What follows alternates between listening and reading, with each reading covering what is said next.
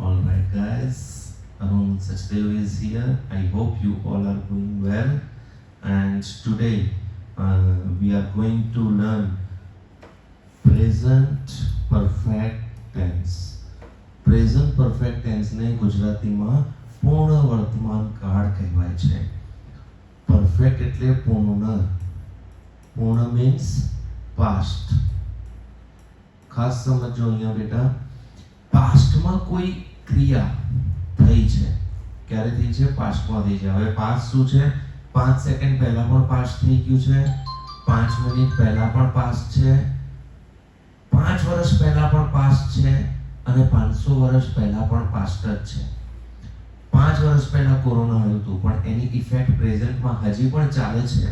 એ મારે જો દર્શાવી છે, બતાવી છે, તો મારે પ્રેઝન્ટ પરફેક્ટ ટેન્સનો ઉપયોગ કરવો પડશે. શું ડેફિનેશન છે? વી use present perfect tense to show the action. क्रिया दर्शावा माटे, एक एक्शन दिखाने के लिए which was happened in the past, जो पास्ट में हुई है. which was happened यानी कि होना. कब होना है उसको? पास्ट में. पास्ट में वो एक्शन हुई है and the effect of that action going on in present. उस एक्शन की इफेक्ट, उस एक्शन की असर प्रेजेंट में कहीं ना कहीं मुझे बतानी है, दिखानी है, चल रही है, तब मैं यूज करूंगा प्रेजेंट परफेक्ट टेंस. बहुत ही इजी है, एक बार फिर से रिपीट कर देते हैं. Present perfect tense is used to show the action which happened in the past and the effect of that action is going on in present. Keywords मतलब ऐसे वर्ड्स जो सेंटेंस के अंदर आते हैं तो ज्यादातर चांसेस रहते हैं उस सेंटेंस के प्रेजेंट परफेक्ट टेंस में होने के. तो फर्स्ट है रिसेंटली यानी कि अभी अभी, हमણાં જ, जस्ट એટલે હમણાં જ, जस्ट नाउ એટલે હમણાં, ऑलरेडी यानी कब का, ગુજરાતીમાં કહીશું ક્યારનું, yet अभी तक, અત્યાર સુધી, often વારંવાર, बार बार. तो इस तरह से ये कीवर्ड्स हैं. कीवर्ड्स अगर सेंटेंस के अंदर आते हैं तो ज्यादातर चांसेस है, मैं ऐसा नहीं बोल रहा 100% कि वो सेंटेंस प्रेजेंट परफेक्ट टेंस का होगा, नहीं. चांसेस ज्यादा हैं उस सेंटेंस के प्रेजेंट परफेक्ट टेंस में होने के. ऑलरेडी हम दूसरे टेंस में भी यूज कर सकते हैं. ओके, अभी मैं आपको कुछ एग्जांपल्स दे देता हूँ. जैसे जस्ट का एग्जांपल, हम क्या है, जस्ट जो वर्ड है गुजराती में, हिंदी में यूज कर देते हैं, आते जाते यूज कर देते हैं, अपना डेली रूटीन में यूज कर देते हैं. मैं जस्ट अभी अभी आया. ओके, मैं जस्ट अभी क्रिकेट खेल के आया. सर जस्ट अभी आए. तो ये जस्ट जो वर्ड है वो आप यूज करते हो अपना डेली रूटीन में. एक्चुअली आप हिंदी में या गुजराती में जब ये बोलते हो तब वो प्रेजेंट परफेक्ट टेंस होता है, अगर आप ध्यान दें तो. ओके, सर जस्ट अभी आए. देखो, सर आ तो चुके हैं, आए कब थे? पास्ट में. इफेक्ट चल रही है प्रेजेंट में, तो आपने यूज किया सर जस्ट अभी आए, प्रेजेंट परफेक्ट टेंस. क्लियर है बेटा? एक दूसरा एग्जांपल दे देता हूँ. रिसेंटली, रिसेंटली का एक एग्जांपल देख लो. मैं अपने घर से जो है वो बाहर निकला हूँ. घर से बाहर निकलने के टाइम मैंने एक एक्सीडेंट देखा. एक ट्रक जो है एक बस वाले को टच हो गया, एक्सीडेंट हो गया. तो जैसे ही वहाँ पे ऐसा सब कुछ हुआ, वो दोनों ड्राइवर एक दूसरे के साथ लड़ने लगे, झगड़ने लगे, बहुत ज़्यादा भीड़ इकट्ठी हो गई. थोड़ा सॉर्ट आउट हुआ, 5-7 मिनट हुए, सॉर्ट आउट हुआ, 10 मिनट हुए, थोड़ा ट्रैफिक क्लियर हुआ. थोड़ी देर में फिर से वहीं पे एक्सीडेंट हो गया, एक बाइक वाले का, एक एक्टिवा वाले का. तो हम क्या बोलेंगे? यार रिसेंटली अभी एक्सीडेंट हुआ, रिसेंटली मैंने एक्सीडेंट देखा, ये दूसरा देखा. तो ये जो आपने रिसेंटली यूज किया बेटा, तो ये था प्रेजेंट परफेक्ट टेंस. चाहे आप हिंदी में करो, गुजराती में करो, इंग्लिश में करो, सिचुएशन सेम है. हमें सिर्फ उस टाइम को समझने की जरूरत है ताकि हम प्रॉपर टेंस यूज कर पाए. अब हम बात करते हैं इनकी फॉर्मेशन की. 3 टाइप की जो है वो फॉर्मेशन होती है. फर्स्ट है पॉजिटिव, फर्स्ट है पॉजिटिव फॉर्मेशन, शुरुआत होती है सब्जेक्ट से। सब्जेक्ट आप सबको याद होंगे, क्या सब्जेक्ट है? I, we, you, he, she, it और दे। अब उसके बाद हेल्पिंग वर्ब लगे हुए हैं, हैज एंड हैव। इसका जरूर से बेटा ध्यान देना, has and have. Has and have जो है उसमें ही, शी, इट के साथ आप हैज यूज करोगे, बाकी सबके साथ हैव यूज होगा। बहुत ही इजी है ये। Subject plus has have plus V3। V3 क्या है वो मैं आपको इसके बाद की स्लाइड में बता देता हूँ। ऑब्जेक्ट जो हमने ऑलरेडी इससे पहले वाले टेंस में सीख लिया है। नेगेटिव फॉर्मेशन, नेगेटिव फॉर्मेशन में कौन सा वर्ड इंपॉर्टेंट होता है बेटा? नॉट। नॉट कहाँ पे लगता है? हेल्पिंग वर्ब के पीछे।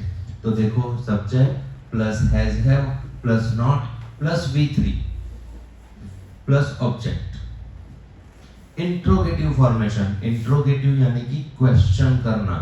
किसी से आप क्वेश्चन करते हो उसको कहते हैं इंट्रोगेटिव सेंटेंस। हैज हैव हम उसमें पहले लिख देते हैं, उसके बाद सब्जेक्ट, उसके बाद V3 एंड लास्ट में ऑब्जेक्ट क्वेश्चन मार्क। ये समझने की जरूरत इसलिए भी है क्योंकि डायरेक्ट इनडायरेक्ट में प्रेजेंट परफेक्ट टेंस का चेंज हो जाता है पास्ट परफेक्ट टेंस में। एक्टिव पैसिव में हैज हैव के साथ बीइंग लग जाता है, लेकिन ये हमें तब हमको करना है जब हमें पता तो चले कि एक्चुअल ये सेंटेंस कौन से टेंस में लिखा है। तो पहले वो समझना होगा और उसके लिए हमें टेंसेस को सीखने की जरूरत होगी ताकि हम ग्रामर के दूसरे पॉइंट भी सीख सकें। हाँ, तो अभी हमने बात की थी वर्ब की, V3। What is V3? Okay, बहुत सारे बच्चों के माइंड में ये क्वेश्चन होगा कि ये V3 क्या होता है? क्या ये वीवो का नया मॉडल आया है? नहीं, तो ऐसा कुछ नहीं है। V3 जो है यानी कि वर्ब, पहले से सिखा देता हूं मैं आपको। ये वर्ब की डेफिनेशन है, a word which shows the action. एक ऐसा शब्द जो एक्शन दिखाता है उसे हम वर्ब कहते हैं। There are 3 forms of verb. Verb के 3 फॉर्म्स हैं। फॉर्म्स को गुजराती में रूपो कहा जाता है। पहलू है सादु रूप, इंग्लिश में सिंपल फॉर्म। देखो मैंने ब्रैकेट में यहाँ पे साइड में क्या लिखा है? V1। आपको गूगल पे अगर आप सर्च करोगे बेटा तो शायद आपको V1 देखने को मिल जाए, तो वहां पे कंफ्यूज नहीं होना है कि ये V1, V2, V3 क्या है। ये बहुत ही सिंपल है, simple form. Past form, past form को कहते हैं भूतकालानुरूप और वो V2 के नाम से जाना जाता है। थर्ड है पास्ट पार्टिसिपल फॉर्म, जिसको गुजराती में कहा जाता है भूत कृदंतनुरूप, जिसको हम V3 कहते हैं। तो ये 3 टाइप के फॉर्म हैं। यहाँ पे चेंजेस आपको देखने को मिल जाएंगे, जैसे कि यहाँ पे रिसीव, यहाँ पे रिसीव, देखो पीछे ईडी लग गया, इसका पास्ट फॉर्म हो गया। पास्ट पार्टिसिपल में भी जो ईडी वाले वर्ब हैं, जिसको पास्ट में ईडी लग गया, उसको पास्ट पार्टिसिपल में भी ईडी लगा के आप कर सकते हो। तो यहाँ पे आपको इस चीज का ध्यान रखें, receive, received, received, ask, asked, asked. देखो क्या होता है, समझो। ये जो ईडी वाले वर्ब हैं उनको प्रोनाउंस कैसे करते हैं? ताकि आप ऐसे देसी गवार ऐसा ना लगो। उनको 3 टाइप से बेटा प्रोनाउंस करते हैं। फर्स्ट होता है, यहां पे मैं लिख देता हूं द, ऐसे। जैसे यहाँ पे रिसीव था, तो रिसीव का मुझे पास्ट फॉर्म करना है, तो मैं कहूंगा रिसीव्ड। क्या कहूंगा मैं? रिसीव्ड। उसमें द बोलना है लेकिन साइलेंटली बोलना है, रिसीव्ड ना, ये बिल्कुल ठीक नहीं है। तो रिसीव्ड। उसके बाद ask, ask, ask simple form है, उसका पास्ट फॉर्म ईडी वाला, उसको कैसे प्रोनाउंस करना है? आस्क्ड। उसमें आपको एंड में ट बोलना है। लेकिन वो भी वैसा ही थोड़ा सा silent. asked her. I asked her, but she didn't answer. मैंने उससे पूछा था लेकिन उसने आंसर नहीं दिया था. तो I asked her, but she didn't answer. तो इस तरह से ही आपका सेंटेंस बनेगा. फिर है एक दूसरा, उसको हम कहते हैं ईड. जैसे सक्सेस, तो सक्सेस का हो जाएगा सक्सीड, वहां पे आपको ईड बोलना है. जैसे प्ले, तो प्ले का हो गया प्लेड, उसमें आपको ईड बोलना है. लेकिन तीनों में मैं फिर से कह रहा हूं, ऐसा नहीं है कि आप उसमें बहुत ही ज्यादा कंसंट्रेशन के साथ बोलना है. सक्सीड, प्लेड ना, simple played, succeed, asked, discussed, इस तरह से. तो ये प्रोनाउंसिएशन से जब आप बोलेंगे तो डेफिनेटली आपकी इंग्लिश का इम्पैक्ट, इफेक्ट सामने वाले को ज्यादा फील होगा. Yes, you are knowledgeable person, is like that. अब दूसरे ऐसे वर्ब होते हैं जो चेंज हो जाते हैं, जिनके पीछे ईडी नहीं लगता. जैसे ब्रेक, ब्रेक का हो गया broke and broken. Write, wrote, written. कुछ ऐसे भी वर्ब हैं जो चेंज ही नहीं होते, जैसे कि cut, cut, cut, put, put, put, shut, shut, shut. तो इस तरह के भी वर्ब होते हैं बेटा जो चेंज नहीं होते. तो ये 3 फॉर्म हो गए. अब बहुत ही ज्यादा इंपॉर्टेंट चीज है कि मैं V1 कब यूज करूं, V2 कब यूज करूं और V3 कब यूज करूं. और दूसरा भी एक है V4. अब V4 क्या होता है बेटा, वर्ब के साथ जब आप ing ऐड करते हो तब. वो बात की बात है, अगर आप उसमें वर्ब ing लिख देते हो तो भी चलेगा, V4 लिख देते हो तो भी चलेगा. क्योंकि हमें फ्यूचर में when we are talking with someone, at that time we don't have to think about the tense or sentence formation. We just know that which kind of sentence we are going to use, which kind of tense we are going to use. All right. So अब question ये है कि मैं V1 कब use करूं, V2 कब करूं, V3 कब यूज करूं. तो यहाँ पे देख लेते हैं. फर्स्ट है V1, यानी कि सिंपल फॉर्म. सिंपल फॉर्म हमें कब यूज करना है, फर्स्ट यूज करना है सिंपल प्रेजेंट टेंस में. उसमें हमें सारी पॉजिटिव, नेगेटिव, इंट्रोगेटिव सारी फॉर्मेशन में सिंपल फॉर्म यूज करना है. दूसरा है सिंपल पास्ट टेंस. तो आप सोचोगे पास्ट टेंस में सर V1, हाँ बेटा, पास्ट टेंस में आपको V1 यूज करना है क्योंकि वहां आपको नेगेटिव और इंट्रोगेटिव फॉर्मेशन में यूज करना है. क्योंकि उसमें हम हेल्पिंग वर्ब डीड ले लेते हैं. तो जब आप डीड यूज करते हैं तो बेटा डीड जो है, did itself is the past form of do and does. Already we have used the past form of helping verb, so there is no need to use past form of main verb. तो वहां पे आपको simple form जो है वो use करना है. कहाँ पे, सिंपल प्रेजेंट टेंस में, सिंपल पास्ट टेंस में. सिंपल पास्ट टेंस में कब, नेगेटिव एंड इंट्रोगेटिव फॉर्मेशन में. नेक्स्ट आपको यूज करना है V1 सिंपल फ्यूचर टेंस में. उसकी भी सारी फॉर्मेशन में आप V1 ही यूज करोगे. क्लियर. दूसरा है V2 यानी कि पास्ट फॉर्म. पास्ट फॉर्म आपको यूज करना है सिंपल पास्ट टेंस में. सिंपल पास्ट टेंस में कब, तो पॉजिटिव फॉर्मेशन में. क्योंकि नेगेटिव फॉर्मेशन, इंट्रोगेटिव फॉर्मेशन में हमने सिंपल फॉर्म यूज कर लिया. क्यों यूज कर लिया, क्योंकि हमने वहां पे डीड यूज किया. ठीक है, यहाँ पे डीड यूज होता ही नहीं है.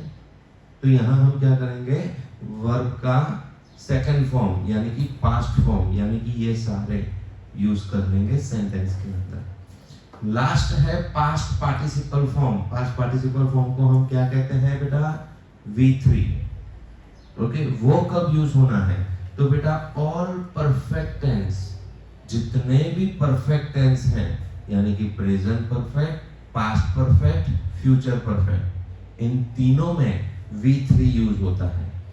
अच्छा, एक दूसरा भी आता है प्रेजेंट परफेक्ट कंटिन्यूअस टेंस, उसमें नहीं करना बेटा। परफेक्ट आया लेकिन उसके बाद कंटिन्यूअस लगा है, सिर्फ परफेक्ट लगेगा, present perfect, past perfect, future perfect, तब आपको V3 यूज करना है।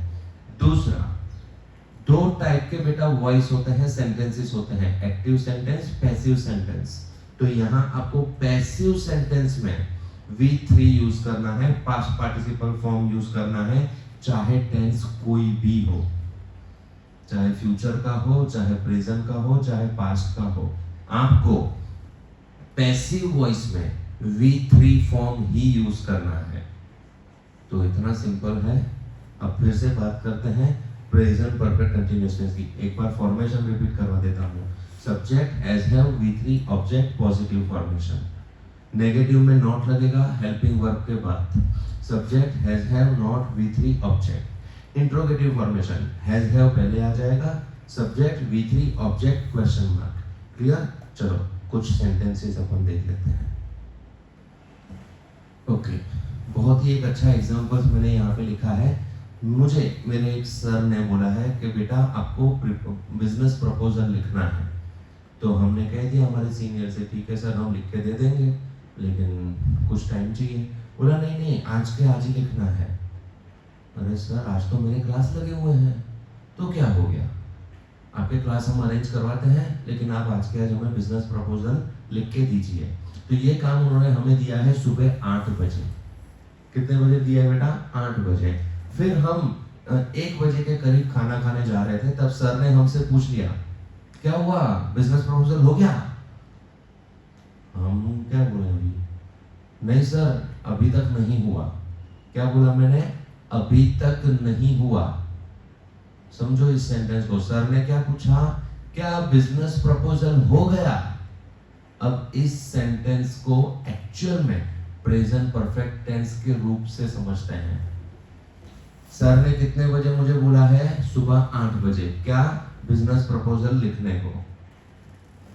1 बजे उन्होंने मुझसे पूछा है। काम कब दिया था? 8 बजे। 8 बजे बेटा एक्चुअल में क्या था? पास्ट था। 1 बजे मुझे पूछा है, यानी 8 बजे का जो कोई एक्शन था उसकी इफेक्ट प्रेजेंट में 1 बजा है। 1 क्या है? प्रेजेंट है। 1 बजे चल रही है। तब जो वो सेंटेंस उन्होंने पूछा, क्या पूछा है? Have you completed business proposal? क्या आपने बिजनेस प्रपोजल कंप्लीट कर दिया? क्या बना बेटा? Present perfect tense. अगर मैंने कर दिया है तो मैं क्या कहूंगा? Yes I have already written business proposal और I have already completed business proposal. है ना इजी? और अगर मैंने नहीं किया, आई हैव नॉट और आई हैवंट, इसका शॉर्ट फॉर्म है कंप्लीटेड बिजनेस प्रपोजल येट। यहाँ पे 2 चीजों और समझनी है हमें। एक तो हमने यहाँ पे देख लिया है ऑलरेडी। ऑलरेडी मतलब कब का? हाँ सर मैंने कब का लिख दिया। क्या है वो? कीवर्ड है। दूसरा येट। येट क्या है? कीवर्ड है कि नहीं अभी तक मैंने नहीं किया। तो बेटा ये प्रेजेंट परफेक्ट टेंस था। एग्जांपल्स के साथ मैंने आपको सिखाया है। एक तो एग्जांपल और हम देख लेते हैं। लिखा हुआ है शू तमे बाहुबली मूवी जोयू? क्या आपने बाहुबली मूवी देखा है? अब अगर आपने देखा होगा तो बेटा कब देखा होगा? 2015 में शायद वो आया था। तो अभी तो 2025 चल रहा है।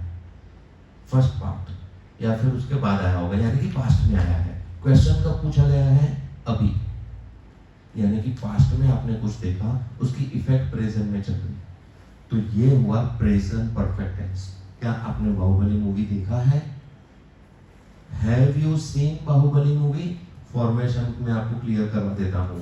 हैज हैव हम पहले लिखते हैं इंट्रोगेटिव में, यू सब्जेक्ट बना, सीन V3 बना, बाहुबली मूवी ऑब्जेक्ट बना। अगर मैंने देख लिया है तो मैं बोलूंगा yes I have already seen Baahubali movie. अगर मैंने नहीं देखा तो मैं बोलूंगा no, I have not seen Baahubali movie yet.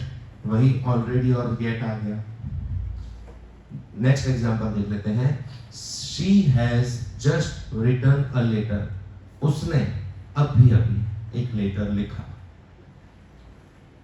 He has just arrived here. वो अभी अभी यहां पे पहुंचा। हाँ, बहुत ही ऑथेंटिक एग्जांपल से मैं आपको दिखा रहा हूं। आप बेटा कहीं पे गए तो होंगे बाय ट्रेन, क्योंकि प्लेटफॉर्म पर आप गए होंगे और प्लेटफॉर्म पर आपने सुना होगा अनाउंसमेंट।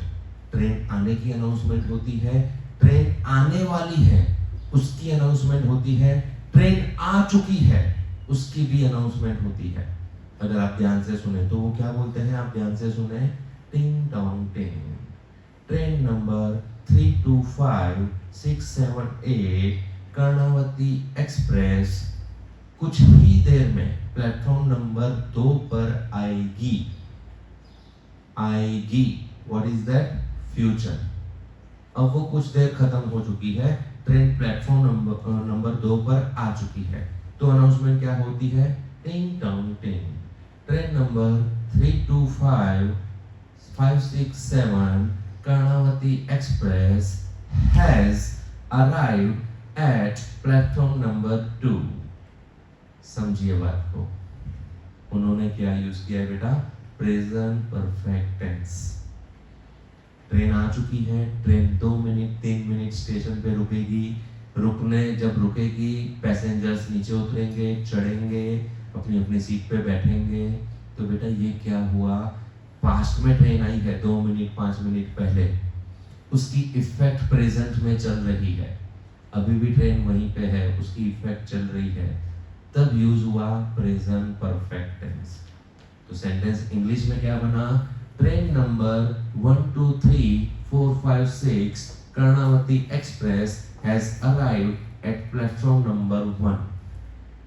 तो इस तरह से आपके सेंटेंस बनेंगे।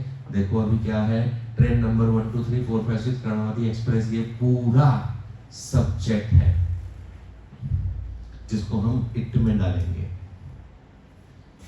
हैज हमने यूज किया है क्योंकि ही शी इट के साथ हैज यूज होता है, इसीलिए मुझे हैज यूज करना पड़ा। अराइव्ड यानी कि V3, एट उसको ग्रामर में प्रीपोजिशन कहा जाता है। प्लेटफॉर्म नंबर 1 वो बना आपका ऑब्जेक्ट। तो इस तरह से आपके प्रेजेंट परफेक्ट टेंस जो हैं वो यूज होते हैं। और आई होप आप सबका प्रेजेंट परफेक्ट टेंस को लेके आपका कॉन्सेप्ट जो है वो क्लियर हो गया होगा। Thank you so much. Arun Sachdev is here. Thank you.